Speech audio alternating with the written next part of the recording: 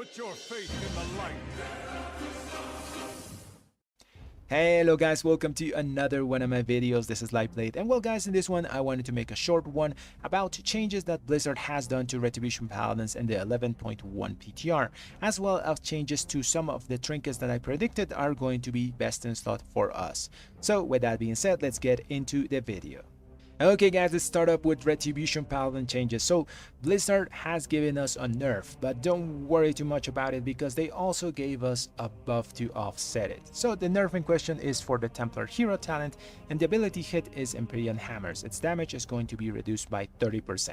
Blizzard also did a small bug fix to Hammer of Light, where now the initial hit will now benefit from Final Reckoning debuff, which is nice because Final Reckoning might be a thing next season, you know, instead of us using Execution Sentence. This is because we had a new Holy Power Spender cooldown added in the form of Divine Hammer, which benefits from Final Reckoning's debuff, and also the way that the new cheer set works, you know, that 4-second window where we throw a bunch of Holy Power Spenders might line up with Final Reckoning and make it a lot stronger.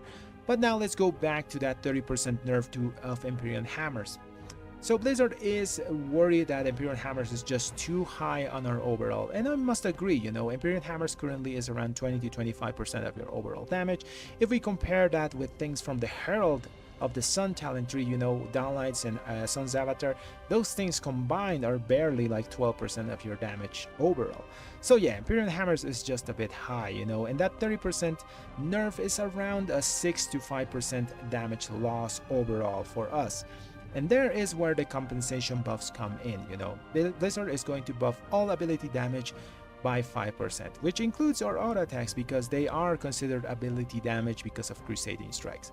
So this nerf is going to be cancelled out by the buff, or at most we're going to be losing around 1% damage, which in the grand scheme of things is very small. Now, all these changes have an indirect effect of buffing Herald of the Sun.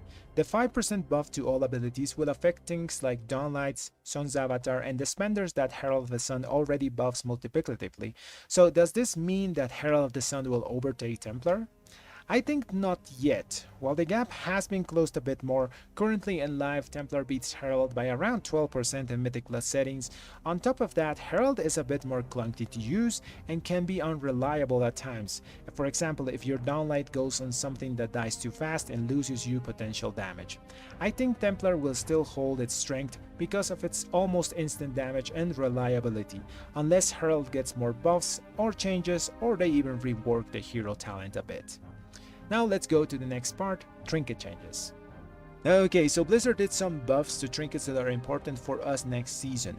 Eye of Kazan and Reverb Radio should trigger more consistently across all talent and specializations. Both trinkets are very good for us, but the one that is most important is the Eye of Kazan. This trinket drops from the last boss of the raid, and it's incredibly powerful for us Retribution Paladins. I think this is a 10 out of 10 trinket and it's going to be one of our best in slot, so you're probably going to use a Dinar to get it. You know, it has mastery, and it stacks faster, because when I tested it in the PTR before, when I did my predictions, this trinket did stack. It didn't stack too fast, it took like 3 minutes to fully stack it up, but it was really powerful when you got all those 20 stacks, because on top of getting the main stat from it, you also got priority damage with fire on your main target, which was really strong.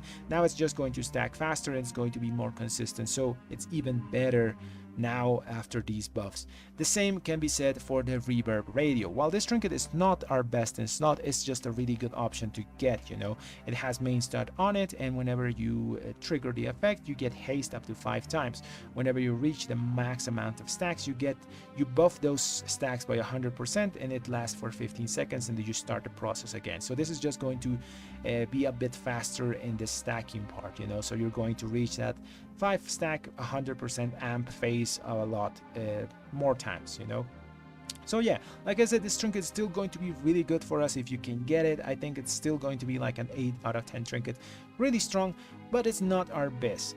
The next change is the one that is going to be for our best, and this is for House of Cards. So Blizzard has reduced the cooldown on this trinket from 2 minutes to 1.5, which makes it a lot better for us because we're a 32nd class, so we're going to get more uses out of this thing. They also changed the amount of mastery and the duration that this trinket is going to have, obviously because they had to lower the cooldown, but it's going to still be the most powerful thing you can get as an unused trinket as a Retribution Paladin. So probably going to use a Dinar on this as well.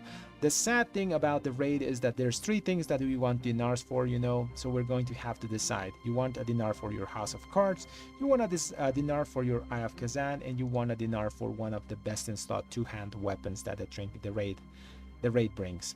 Sadly, we're going to have to choose. But yeah, those are the changes, guys, that are relevant for Retribution Paladins, and that's going to be the end of the video. I hope you guys enjoyed it, and if you did, leave a like on the video and subscribe to the channel.